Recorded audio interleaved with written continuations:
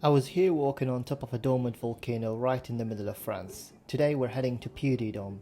Make sure to subscribe and support my channel and follow along this 9,000 kilometer European journey. Good morning guys, so today is day 3 of my Europe trip and I've got about a 4 hours journey to a place that's called, I think it's pronounced Puy de Dôme, but probably not.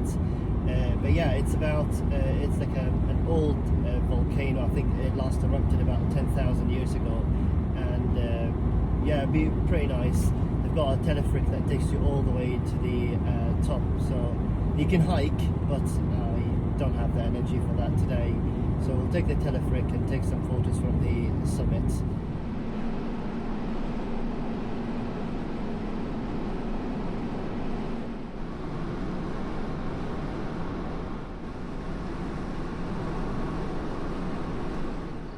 So I just arrived to the Puy de Dôme. You can see it. I think this is the summit behind me. But yeah, there's the option of hiking or the cable car, which is starting from there. It was a really long drive, so I'm just gonna take the cable car.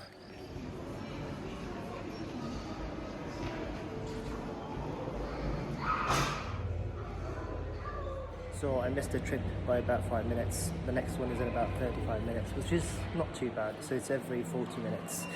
I think the last journey is at 1:40 p.m. And they come back at 7 p.m. So I've got plenty of time. Once I'm at the top, I'll show you around. But the ticket was for about 18 euros up and down, so not too bad. So they have a cafe, which is handy. So I got myself a donut and a coffee in the meantime.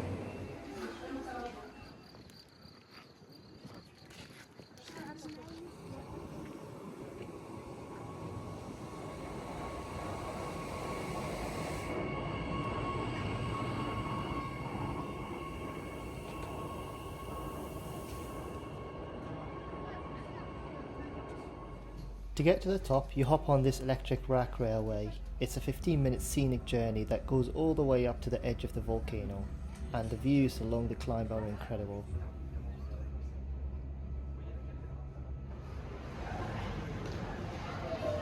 Once you get up here, the scale of this place is just unbelievable. Puy de Dôme is actually part of a chain of around 80 volcanic structures that stretches over 45 kilometers. The volcano I'm standing on erupted roughly 10,000 years ago, creating a massive dramatic dome shape that sits over 1400 meters above sea level. Wandering around the summit trails, you get a full 360-degree panoramic view of the dormant crater chain below. It's so peaceful, but knowing this entire region was once a fiery volcanic zone makes walking around up here pretty surreal.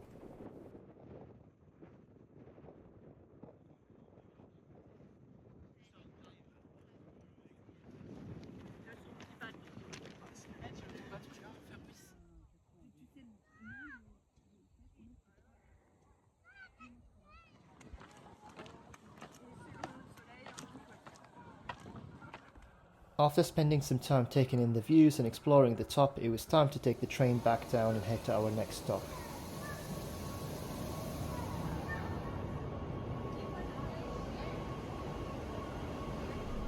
The next stop was about 30 minutes drive away, and it was Michelin Museum, and it was worth a visit.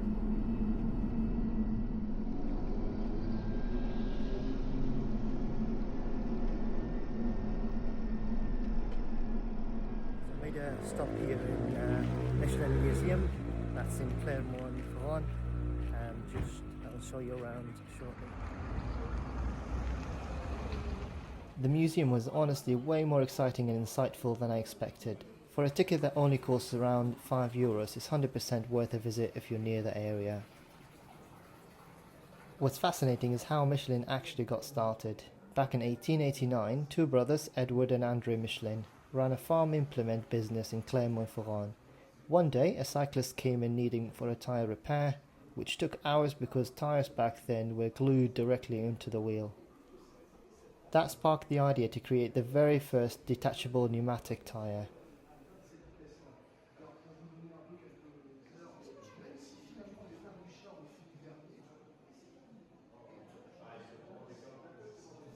As you walk through the exhibits, you see how they expanded far beyond just tyres. To get people to drive more and naturally wear out their tyres faster so they would buy new tyres, Michelin started publishing free guidebooks in 1900. They included maps, fuel stations, mechanics and hotel listings. Eventually, that evolved into the famous Michelin star rating system for restaurants, all originally designed just as a clever marketing tactic to get people to drive more.